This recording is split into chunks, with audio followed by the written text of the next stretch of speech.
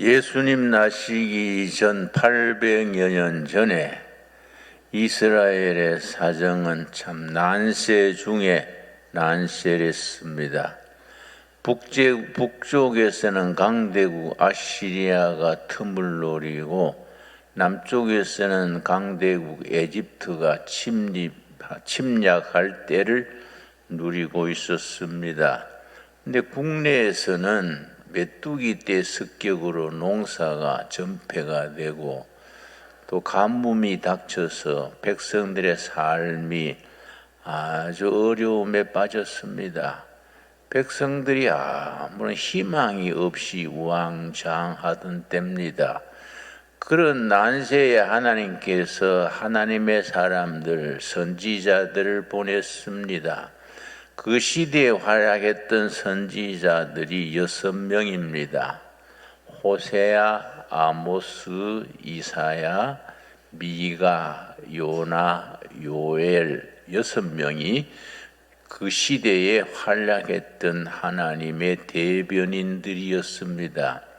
선지자 혹은 예언자는 우리가 익히 아는 바대로 그 시대의 그 백성들에게 하나님의 뜻을 전달해주는 하나님의 대변인, 히브리 말로는 나비, 대변인이 예언자 혹은 선지자라고 합니다.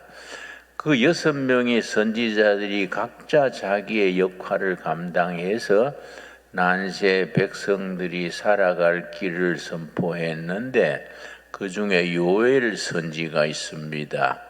요엘 선지는 출생의 내력이나 그런 개인의 정보가 전혀 없는 뜬금같이 나타난 이 선지자였습니다.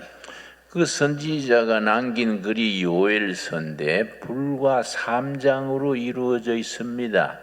3장으로 된 간단한 글 속에 여호와의 날이란 말이 5번이나 연거푸 나옵니다. 여호와의 날, 그래서 오늘 말씀의 제목이 여호와의 날을 제목입니다. 여호와의 날은 양면이 있습니다. 첫째는 회개하지 않고 목이 곧은 백성들에 대한 하나님의 심판과 징계의 날이 여호와의 날입니다. 둘째는 회개하고 하나님 앞으로 돌아오는 백성들에게는 여호와의 날은 회복과 축복의 날입니다. 같은 날이지만은 하나님을 섬기는 백성과 목이 고다 하나님을 거역한 백성들 사이에 하늘과 땅만큼 차이가 있었습니다. 그때 메뚜기 떼 습격으로 농사는 망가지고 가뭄으로 정말 고통당하던 때에 하나님께서 요엘 선지를 통해서 백성들에게 선포했습니다. 오늘의 본문 말씀 요엘서 2장 14절 말씀 같이 읽겠습니다. 요엘서 2장 13절 말씀, 14절 말씀, 15절 말씀입니다. 요엘서는 성경 뒤편에 있는 소선지 그들의 대표 사람이기 때문에 찾기가 그렇게 좀 쉽지 않습니다. 구약 성경 1271페이지에 1270페이지부터 요엘서가 시작이 돼서 3장으로 이루어져 있습니다. 자, 1271쪽에 요엘서 2장 14절 제가 읽겠습니다. 너희는 금식일을 정하고 성회를 소집하여 장로들과 이 땅의 모든 주민들을 너희 하나님 여호와의 성전으로 모으고 여호와께 불을 지질지어다. 나라와 개인의 운명이 바람 앞에 등불같이 정말 위기를 만나서 하나님의 사람 요엘은 백성들에게 하나님의 뜻을 받들어 선포합니다. 금식일을 정하고 성전에 모여서 성회를 열어서 회개의 성회를 열어라. 회개할 길이 유일한 길이다. 그렇게 선포합니다. 그리고 금식하고 부르짖으면서 하나님께 부르짖어서 응답받으라. 그걸 강조했습니다. 그래서 요엘서에는 금식하라는 말이 3번이나 거듭거듭 나옵니다. 여호 너희는 금식일을 정하고 성회를 소집하여 하나님께 부르짖어라. 그 다음 15절입니다. 슬프다 그날이여 하나님을 섬기지 못하고 회개하지 아니하고 목이 곧은 백성들에게 일컫는 말씀. 슬프다 그날이여 여호와의 날이 가까웠나니 곧 멸망같이 전능자에게로부터 이르리로다. 그래서 여호와의 날입니다. 회개치 아니하고 불순종하는 백성들에게 여호와의 날, 심판의 날, 재앙의 날이 다가왔는 것을 거듭 강조하고 금식일을 정하고 성회를 열어서 여호와께 부르짖어 회개할 것을 거듭거듭 강조하고 있습니다.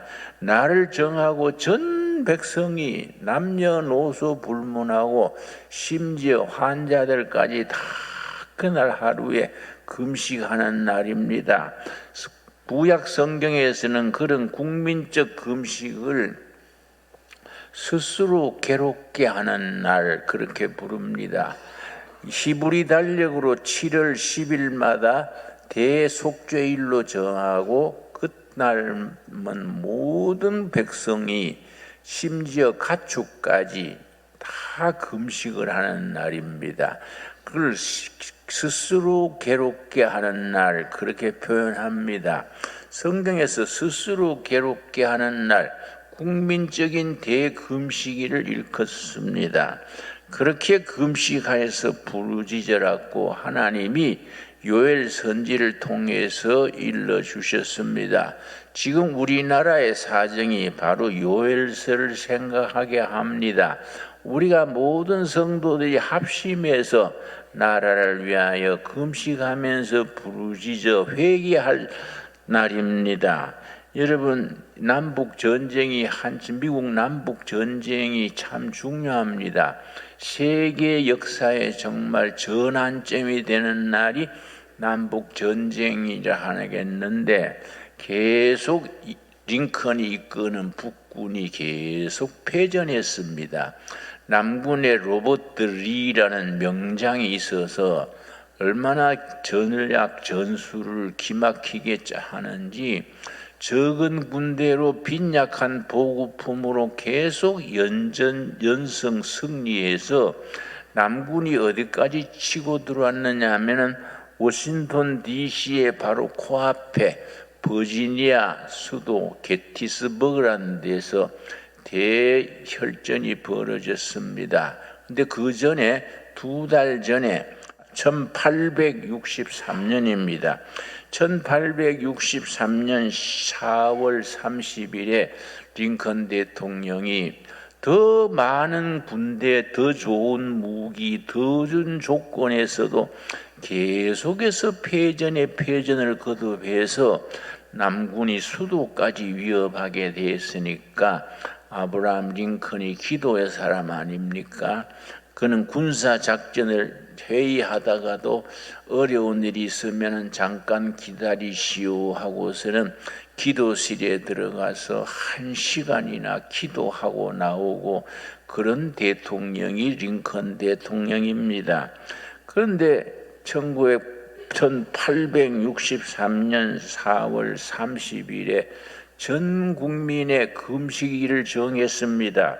요엘서 1장 14절 말씀을 실천을 했습니다.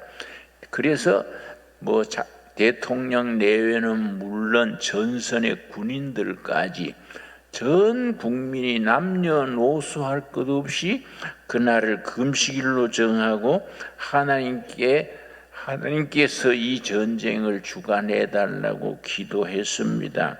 그게 이제 그 유명한 링컨 대통령의 1863년 4월 30일의 금식인데 그 뒤에 2달 만에 그 게티스버그란 도시에 워싱턴 DC 그 턱 밑에 있는 버지니아 주의 게티스버그라는 도시에서 대결전이 벌어졌습니다.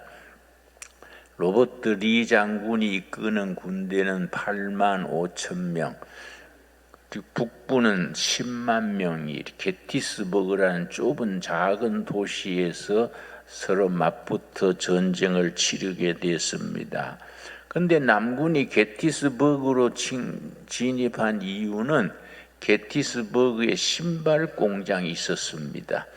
남군이 얼마나 가난했는지 모두 신발 없이 전쟁을 했습니다. 군인들 중에 3분의 2는 신발이 없었습니다. 맨발로 전투를 했었습니다. 그런데 게티스버그에 유명한 신발 공장이 있어서 신발 구하려고 게티스로 그렇게 진격을 해서 거기서 북군과 대결전을 이루었습니다. 그런데 참 링컨 대통령은 자기의 강요들 데리고 기도하고 있었습니다. 그런데 그 1863년 6월 27일부터 30일까지 3일 동안 전투가 게티스버그에서 벌어졌습니다. 근데 거기에서 생각외로 대승리를 북군 쪽이 이제 승리했습니다. 그 참 연전연승하던 로버트 리 군대가 게티스버그에서 패전을 했습니다. 그때 북군의 대장군이 미드 장군입니다. 너무 기뻐서 오랜만에 대승리를 하고 수도 워싱턴 DC를 방어할 수 있게 됐으니까 너무 기뻐서 말을 타고 워싱턴 DC로 링컨 대통령을 찾아갔습니다. 숨이 가쁘게 달려가서 백악관에 들어가면서 대통령 각하, 프레지던트 링컨, 우리 하나님이 이제 우리 편이 됐습니다. 게티스버그에서 승리했습니다. 남군이 정말 지리멸렬해서 격퇴당했습니다. 그러니까 아주 링컨 대통령이 유명한 말을 남겼습니다.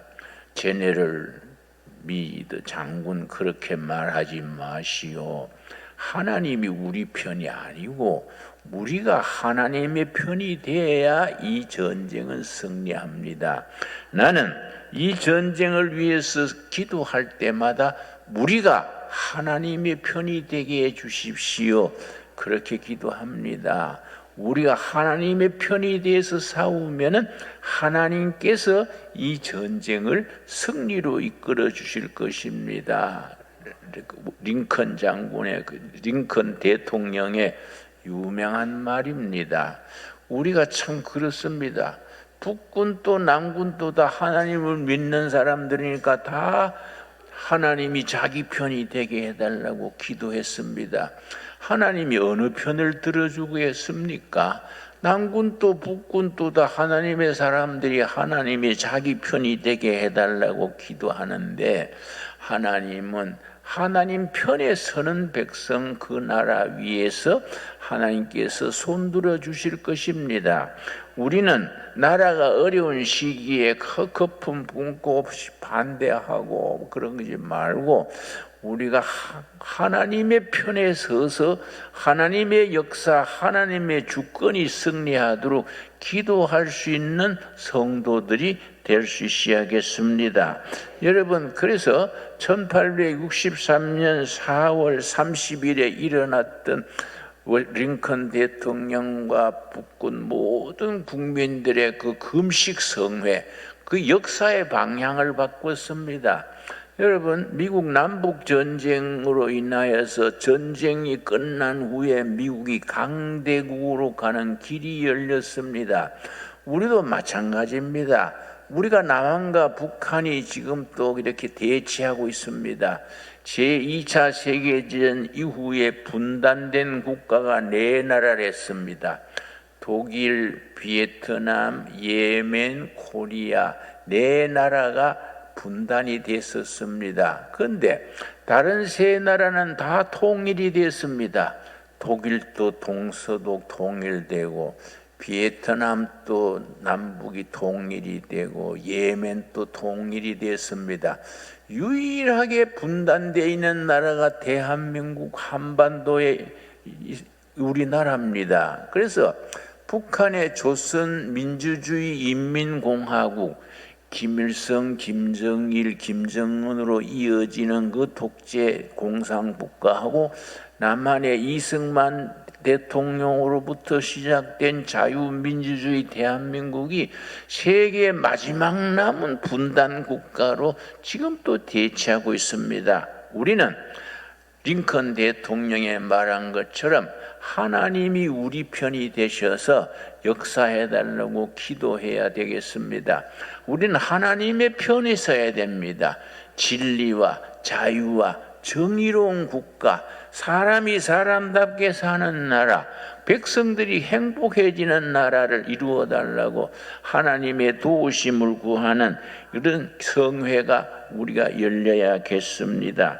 그런데 여러분, 그런 국민적인 금식하며 합심한 결과 그 뒤에 딱 2달 뒤에 6월 27일부터 30일 사이에 게티스버그에서 전쟁에 북군이 승리함으로 링컨 대통령 쪽이 승리하고, 그 이후로 남북이 통일돼서 통일 미국을 이룰 수 있었습니다. 이 점을 깊이 생각하면서 우리도 지금 남북이 갈라져서 대결하고 있는 세계 마지막 분단 국가인데, 우리가 열심히 금식하며 부르짖고 기도하여 정말 하나님이 이 나라를 통일 국가가 이루도록 기도해야 될 때입니다. 여러분, 현실을 너무 보지 말고, 현실을 보고 뭐 여당이 어떻고 야당이 어떻고 뭐 그런 생각해봐야 끝이 없습니다. 하늘을 우러러 하나님께서 이 백성에게 긍휼을 베푸달라고 기도해서 응답받을 수 있어야 되겠습니다.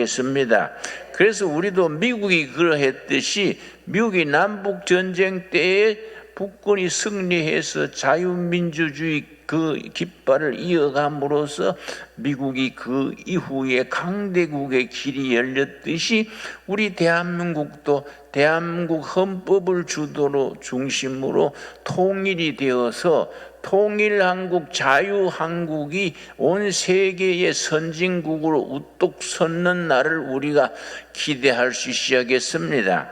그렇게 기도해서 응답받을 수 있게 될 줄로 믿습니다. 여러분, 우리가 정말 나라가 어려울 때에 우리 할 일은 먼저 기도하는 일입니다. 그런 점에서 요엘서가 참 우리에게 주는 교훈이 중요합니다. 너희는 금식일을 정하고 성회를 열어서 여호와께 부르짖어라.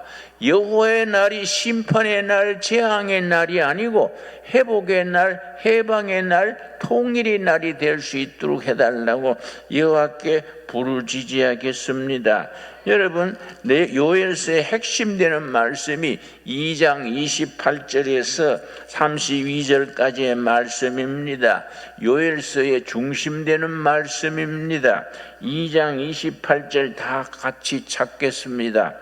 그 후에 내가 내 영을 만민에게 부어주리니 너희 자녀들이 장래일을 말할 것이며 너희 늙은이들은 꿈을 꾸며 너희 젊은이들은 이상을 볼 것이며 그때에 내가 또 내 영을 남종과 여종에게 부어줄 것이라. 여러분, 이 말씀이 지금 우리들에게 그대로 응답받기를 바랍니다. 32절 말씀, 누구든지 여호와의 이름을 부르는 자는, 열심히 금식하며 여호와의 이름을 부르고 잘못 살아왔던 것을 회개하고 부르짖는 자는 그 뭐라 그랬습니까?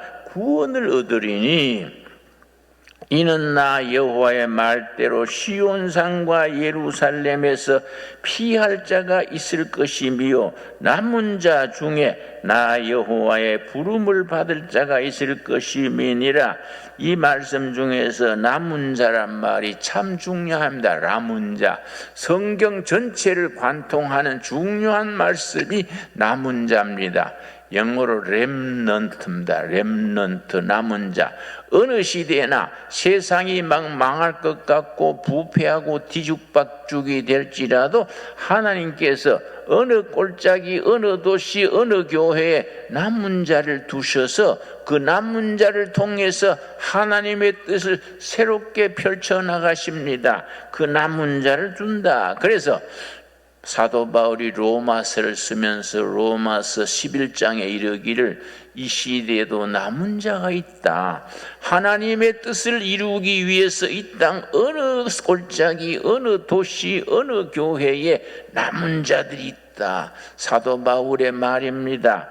우리 신강둘의 교회는 우리가 정말로 이 시대에 남은 자의 교회, 렘넌트의 교회가 되어야겠습니다. 그를 위해서 우리는 금식하며 회개하며 성회를 열어서 하나님께 부르짖어서 응답받아야겠습니다. 그래서 28절 다시 읽습니다. 요엘서 2장 28절 말씀. 그 후에 내가 내 영을, 성령입니다. 성령, 내 영을, 성령을 만민에게 부어주리니 너희 자녀들이 장래일을 말할 것이며, 장래일을 말한다는 것은 예언할 것이며, 너희 자녀들이 성령 받아서 예언할 것이며, 너희 늙은이는 꿈을 꾸며 너희 젊은이는 이상을 볼 것이다 했습니다. 이 말씀이 굉장히 중요합니다. 오순절 성령 충만의 역사가 시작되어서 교회가 시작된 때가 사도행전 2장입니다. 여러분, 사도행전 2장으로 다 들어가겠습니다. 사도행전 2장 1절 말씀, 우리 교회가 시작된 교회의 생일입니다. 여러분, 12월 25일 성탄절이 앞두고 있습니다. 성탄절은 예수님이 태어난 날이 성탄절입니다. 반면에 교회가 시작된 날은 사도행전 2장의 오순절입니다. 2장 1절 말씀, 오순절 날이 이미 이름에 그들이 다 같이 한 곳에 모였더니 호련히 어디로부터입니까? 하늘로부터입니다. 하늘로부터 급하고 강한 바람 같은 소리가 있어 그들의 앉은 온 집에 가득하며 마치 불의 혀처럼 갈라지는 것들이 그들에게 보여 각 사람 위에 하나씩 임하여 있더니 그들이 다 성령의 충만함을 받고, 오순절에 성령의 불이 임해가지고 각 사람 위에, 그 모인 무리 전체 위에 성령의 불이 임해서 뜨거워지고 엎드려져서 하나님 앞에서 이렇게 엎드렸습니다. 그래서 교회가 시작이 되었습니다. 그러니까 성령 받자마자 사람들이 머물러있는 게 아니라 예루살렘 시내로 나가서 노방전도를 했습니다. 길거리에 나가서 외쳤습니다. 초대교회 사도들이 전한 것은 세 가지가 골자입니다. 첫째는 예수 부활하셨다. 예수 부활입니다. 둘째는 예수는 그리스도다. 메시아 그리스도시다. 세 번째는 하나님의 나라가 가까이 왔다. 초대교회 사도들이 전했던 초대교회의 살아있는 메시지입니다. 그 메시지는 지금 우리들에게도 여전히 이어져 오는 메시지입니다. 예수 부활하셨다. 하나님의 나라가 가까이 왔다. 여러분, 이런 메시지, 살아있는 하나님의 말씀입니다. 예수는 메시아 그리스도다. 우리는 늘 이 말씀을 마음에 새길 수 있어야겠습니다. 그랬더니 예루살렘 시내에 나가서 막 시민들 앞에서 막 담대하게 전했습니다. 경상도 사투리로 표현하자면 막 얼음판에 바가지 밀듯이 쫙 전했습니다. 베드로가 뭐 학식도 없고 뭐 신학 박사도 아니고 무슨 정치학 석사도 아닙니다. 그냥 고기 잡던 무식했던 시골 청년입니다.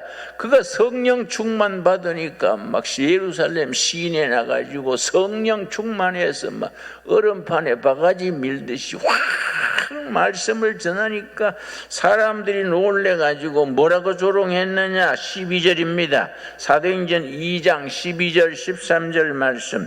2장 다 놀라며 당황하여 서로 이르되 이 어찌된 일이냐 하며 또 어떤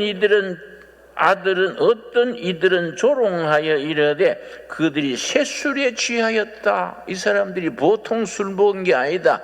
요즘 말하면 뭐 진로 소주나 뭐 마주왕이나 그런 거 먹은 게 아니다. 새로운 술 마셨다. 이거 도저히 이해할 수 없다. 전 갈릴리에 무식했던 어부가 저렇게 담대하게 전할 수 있는 것은 무슨 새로운 술 먹은 게다. 이렇게 조롱을 했습니다. 그때 베드로가 뭐라 그랬습니까? 14절입니다. 이 말씀은 살아있는 말씀입니다. 오늘 우리 한국교회 성도들이, 신강교회 성도들이 이런 역사를 되풀이할 수 있어야 합니다. 14절 베드로가 11 사도와 함께 서서 소리를 높여 이르되 유대인들과 예루살렘에 사는 모든 시민들아, 말하자면 한국 사람들과 서울 시민들아, 동두천 시민들이여 들으시오. 지금 때가 제3신이 15절입니다. 때가 3신이 너희 생각과 같이 이 사람들이 취한 것이 아니라 성경의 제3신은 오전 9시를 제3시라 그럽니다. 누가 오전 9시에 누가 술 마시겠느냐? 오후나 저녁에 술 마시지 오전 9시에 누가 술 마시겠느냐? 술에 취한 것이 아니다. 옛날 선지자가 선포했는 하나님의 말씀에 취한 것이다. 16절입니다. 사도행전 2장 16절. 이는 곧 선지자 요엘을 통하여 말씀하신 것이니 일렀으되, 요엘 선지가 요엘서 어디서 말씀했습니까? 요엘서 2장 28절에서 32절 사이에 요엘 선지가 한 말을 그대로 되풀이 전하면서 성령 받은 사람의 역사를 전했습니다. 17절 말씀. 하나님이 말씀하시기를 말세에 내가 내 영을 모든 육체에 부어주리니 요엘서 2장 28절을 되풀이 인용해서 말했습니다. 너희 자녀들은 예언할 것이요 너희 젊은이들은 환상을 보고 너희의 늙은이들은 꿈을 꾸리라. 여러분, 우리 자녀들이, 우리 유엔주일 학생들, 중고등학교 학생들이 예언자가 될 것이며, 예언이 뭡니까? 여러분, 점치듯이 장래일을 말하는 것이 예언이 아닙니다. 길 없는 시대에 길을 선포하는 것을 성경에서 말하는 예언이라고 그럽니다. 요한복음 6장에 예수님께서 이르시기를 내가 곧 길이요 진리요 생명이라 말씀하셨습니다. 우리 예수님은 길이십니다. 길이 없는 시대에 길 대신 예수님을 선포하는 것이 예언자입니다. 여러분, 젊은이들이 환상을 본다 그랬습니다. 환상이 뭐입니까? 여러분, 환상 비전입니다. 비전. 영어 성경에는 비전이라고 말했습니다. 너희 청년들이 성령을 받으면 비전을 보게 될 것이다. 비전이 뭡니까? 여러분, 나라하면 국민, 회사하면 사원, 교회면 교인들이 함께 바라보고 나가야 될 미래의 목표, 그걸 비전이라고 말합니다. 비전 없는 시대에 너희 젊은이들이 성령을 받으면은 이 나라의 분명한 목표를 전할 것이다. 여러분, 우리 청년들이 성령 받고 성령 충만해서 남북 통일의 비전, 선교 한국의 비전, 위대한 한국, 위대한 미래, 그레이트 퓨처를 전할 수 있는 비전을 보는 젊은이들로 변화될 시시하겠습니다. 그 다음 뭐라 그랬습니까? 너희 늙은이들은 꿈을 꾸리라. 너무나 위대한 말씀입니다. 우리 늙은이들이 그냥 하루하루 밥 먹고, 여러분, 내 나이의 친구가 내 만나가지고 이야기 듣고 내가 참 놀랬습니다. 아침에 며느리한테 2만 원을 받아 나가는데 매일 2만 원 용돈 타고 나가가지고, 우리나라 잘하는 것이 65세 이상은 전차비를 받지 않습니다. 값을 받지 않습니다. 아침에 전차 타고 왔다 갔다 한다 그럽니다. 전차 타고 저 천안까지 가서 거기서 내려가지고 온천에 가가지고 5,000원 주고 경로 우대 요금으로 5,000원 온천하고 설렁탕 한 그릇 먹고 저녁 때 들어온다는 겁니다. 그게 자기 일과라 그래서 아이고 참 한심하다. 왕년에 네가 꿈이 있었는데 이게 무슨 짓이냐. 알리 죽고 말지 매일 며느리한테 2만 원 받아가지고 온천하고 설렁탕 먹고 전차 공차라도 타고 들어오고 이게 뭔 짓이냐. 네가 했더니 늙어서 할 일이 뭐이냐. 성경 말씀에는 늙은이가 성령 받아 꿈을 꾸는 늙은이가 된다 그랬습니다. 젊은이들이 길을 찾지 못해서 헤맬 때에 늙은이가 꿈을 꾸고서 젊은이들에게 나라가 나갈 방향을 제시하고 교회가 나갈 길을 제시하고 통일한국의 길을 제시하고 하나님이 쓰시는 으뜸되는 국가를 세워나가는 꿈을 꾸는 노인들이 될 수 있어야겠습니다. 여러분 아멘 하시지요? 신광두레 가족들의 노인들은 꿈꾸는 늙은이들이 될 수 있게 되기 바랍니다. 너희의 젊은이들은 비전을 보고 너희의 늙은이들은 꿈을 꾸리라. 여러분 우리가 신광두레 교회에 모여가지고 우리가 하나님이 우리에게 성령께서 우리에게 주시는 꿈꾸는 늙은이, 비전을 보는 젊은이, 길을 전하는 우리 자녀들이 되어질 수 있게 되기 바랍니다. 얼마나 귀중한 사명의 말씀입니까? 말세 내가 내 영을 부어주리니 너희 자녀들은 길 없는 시대에 길을 선포하는 예언자가 될 것이다. 젊은이들이 목표를 분명히 제시하는 정치도 교육도 경제도 백성들의 모든 삶의 미래의 목표를 전할 수 있는, 여러분 나는 청계천 빈민천 선교를 오래 했었습니다. 넉마주기 열심히 하면은 하루 밀가루 2포 살 돈이 나옵니다. 한 포는 내가 먹고 교회에서 쓰고 한 포는 매일 밀가루 굽는 집에 한 포씩 갖다 줍니다. 5 식구가 밀가루 22kg짜리 한 포를 먹으면 15일이면 떨어집니다. 평균으로 떨어집니다. 15일쯤 되면 그 가정주부가 다시 교회로 와요. 전도사님요 떨어졌습니다. 그래요. 뭐 떨어졌어요? 약값이 떨어졌어요? 아닙니다. 밀가루가 떨어졌시요. 그럼 나는 뭐 수양이 덜 된 사람이라 열받는 거요. 아니 보름 전에 밀가루 갖다 드렸으면 뭘 종이를 줍든지 뭘 해도 밀가루 값을 스스로 구해야지. 그냥 앉아서 까먹고 보름 뒤에 또 달락하면 어떡합니까? 나중에 5포 6포 타간 사람 저거 참 이상한 법칙이 있습니다. 그 경험 안 해본 사람들은 몰라요. 교회 물질의 도움을 많이 받은 사람일수록 교회를 흉을 봅니다. 뭐이 어떻고 장부가 나쁘고 권사 때문에 못 다니겠고 뭐 이렇고 저렇고 말이 많습니다. 그렇다고 안 줄 수도 없고 줬더니 이것도 뭐 열매도 없고. 여러분 그런 게 아닙니다. 성령께서 부어주리니 너희 늙은이들이 꿈을 꾸리라. 꿈을 꿈꾸는 늙은이가 되게 하리라. 젊은이들이 비전을 보게 될 것이다. 너희 청소년들이 예언자가 될 것이다. 위대한 말씀입니다. 우리가 성령 안에서 요엘서 1장에서 말하는 바 우리가 날을 정하고 금식하며 회개약을 선포해요. 하나님께 부르짖을 때에 여호와 날이 재앙의 날이 아니라 징벌의 날이 아니라 축복과 회복의 날로 우리에게 임하게 될 줄로 믿습니다. 우리가 그런 요엘서의 비전을 우리가 다시 이 시대에 이 땅에서 다시 일으킬 수 있어야 되겠습니다. 그래서 요엘서를 회개의 책이라고 부릅니다. 회개의 메시지를 전하는 책입니다. 그걸 사도 바울이 오순절 성령 충만되자마자 예루살렘 시내에 나가서 우리 옛날 선지자 요엘이 말하지 않았느냐, 말세 내가 내 영 성령을 부어준다. 너희 자녀들이 예언할 것이요. 여러분, 길이 없는 시대에 우리 교회는 길을 선포할 수 있어야 됩니다. 여러분, 젊은이들이 비전을 볼 것이고 목표를 잃어버리고 이당장. 여러분, 우리 남한에 무슨 더불어민주당 또 무슨 국민의힘당, 나는 국민의힘당을 내가 요즘 보고는 바보들의 행진이라 그럽니다.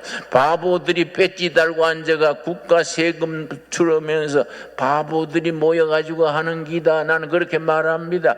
북한의 노동당은 말할 필요 없습니다. 여러분, 우리 대한민국 백성들의 희망은 어디에 있습니까? 북한 노동당에 있습니까? 국민의힘 그 사람들 바보들의 행진에 있습니까? 더불어민주당에 있습니까? 이 나라의 희망은 성령이 임하시는 예배당에 있는 줄로 믿습니다. 대한민국의 희망은 예배당입니다. 예배당을 하나님이 주셔서 이 나라의 백성들에게, 젊은이들에게 비전을 주시고 우리 자녀들에게 예언자가 되는 길 없는 시대의 길을 만들어 선포하는 예언하는 아들, 딸들이 되게 하시고 우리 젊은이들이 목표를 잃어버리고 우왕좌왕하는 시대에 분명히 나아갈 목표를 일러주는 성령의 아들, 딸들이 될 수 있어야겠습니다. 그리고 우리 늙은이들이 꿈을 꾸리라. 여러분, 마음에 꼭 기억합시다. 꿈꾸는 늙은이, 성령 받아서 이 나라와 백성들의 미래에 대해 꿈을 심어주는 백성, 그 꿈을 심어주는 노인 늙은이가 되어서 하나님께 영광 돌려야겠습니다. 이 말씀이 우리 심령에 살아있는 말씀이 되어서 역사를 만들어내는 말씀이 되어야겠습니다. 기도하겠습니다. 하나님 감사합니다. 때를 따라 도우시는 아버지께서 오늘 요엘서를 통하여 우리에게 선포하였습니다. 여호와의 날이 임할 것이다 말씀하셨습니다. 여호와의 날, 재앙과 심판의 날이 아니고 축복과 회복의 날을 우리에게 주시기를 간구합니다. 우리가 부르짖어 응답 받도록 기도합니다. 우리의 기도를 들으시고 성령이 우리에게 임하셔서 우리의 자녀들이 예언자가 되게 하옵시며 우리의 젊은이들이 비전을 품는 젊은이들이 되게 하여 주시옵시고 우리 늙은이들이 꿈꾸는 늙은이로 세워 주시옵소서. 그래서 그리스도의 복음이 이 땅에 참 희망이요 참 길이요 생명인 것을 선포하게 하여 주시옵소서. 예수님 이름 받들어 기도드려 사옵나이다. 아멘.